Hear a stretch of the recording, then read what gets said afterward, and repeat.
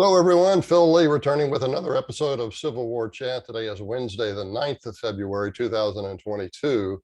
Click on the subscribe button below here to subscribe, and also the notification bell in the far upper right to be notified when new episodes get released. So also, if you go to my Amazon author page and take a look at my books, if you like them, if you buy them and like them, please give them a 5-star rating. That helps us out. Get this message that I think both of us share out. And you can help do that by giving me good ratings on those. So today's topic is how cotton became important. When America's 13 colonies rebelled against British rule in 1776, people everywhere had a hard time keeping their bodies clean. That's because the fabrics that could be worn comfortably next to the skin, such as cotton, silk, and linen, were expensive. Others were either uncomfortable, like wool, or hard to clean, like buckskin. Consequently, most everyone routinely wore filthy clothing. Except for its cost, cotton was the nearly ideal fabric to wear next to the skin because it was durable and could be washed easily many, many times. In 1776, producing a pound of cotton thread required 13 man-days of work compared to 6 for silk, 4 for linen, and 2 for wool.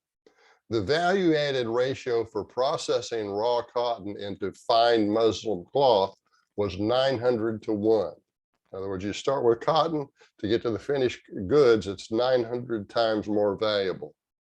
So the key to making cotton more available was to reduce that ratio by reducing processing cost.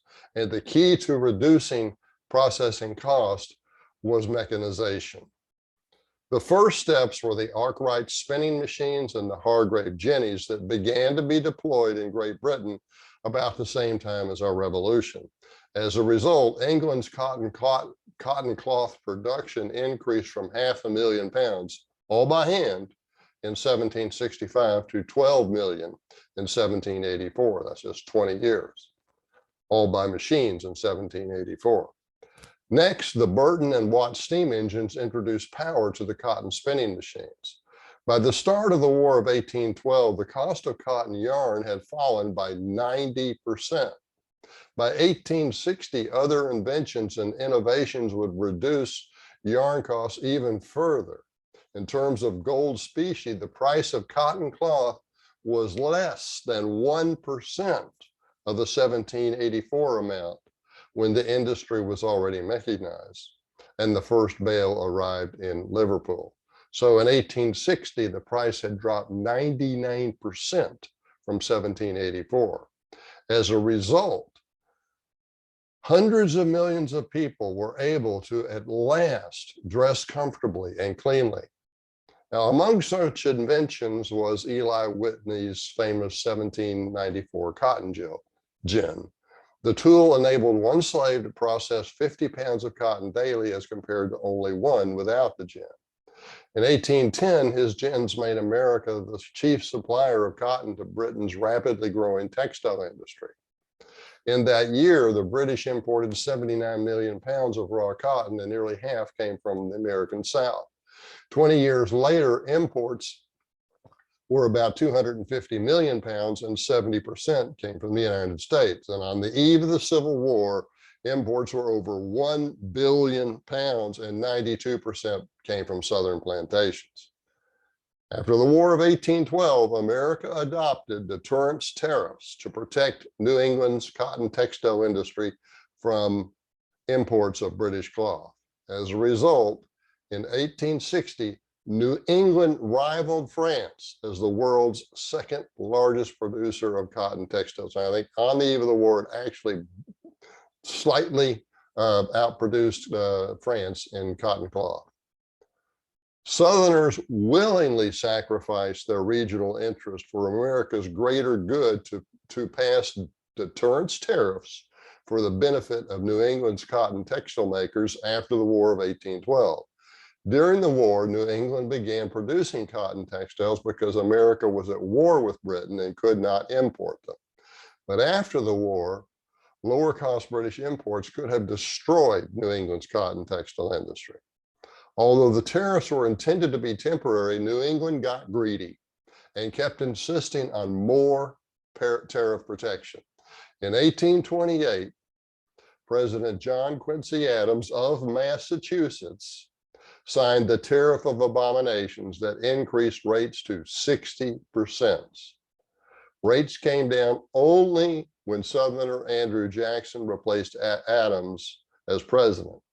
And Adams later entered the House of Representatives, where he advocated for abolitionism. Like the typical Massachusetts abolitionist, Adams wanted the South to end slavery, but he wanted New England to profit from cheap Southern cotton. The South was actually the world's low-cost producer of cotton, and he wanted New England to profit from that cheap source by blocking imports of British finished textiles. So New England could buy cheap cotton, but block imports from Britain that of finished goods that were lower cost than the New England mills were able to make, even with their low cost American cotton. And that their higher cost was entirely a result of their own inefficiencies, their own, nobody else's. If the abolitionists really wanted to end slavery, they could have boycotted cotton cloth, but they didn't. They wanted to end slavery, but not badly enough to wear filthy clothes that would otherwise have been forced to use. Their bodies would have been corrupted with filthy sores and made more susceptible to diseases of various kinds. They only wanted to end slavery when someone else would bear the cost. But the Tariff of Abominations showed that they would place their regional prosperity ahead of the greater good of the country and even ahead of the greater good of the slaves. Those New England abolitionists don't deserve to be praised for that in any way. So let me share here something on my screen. This is my book, Trading with the Enemy, and it's really about intersectional trade during the Civil War between the North and the South. And what you'll find is New England purchased twice as much cotton from Southerners during the war than the British brought, or then went through the maritime blockade to Europe, whether it be Britain or France. Twice as much went to New England.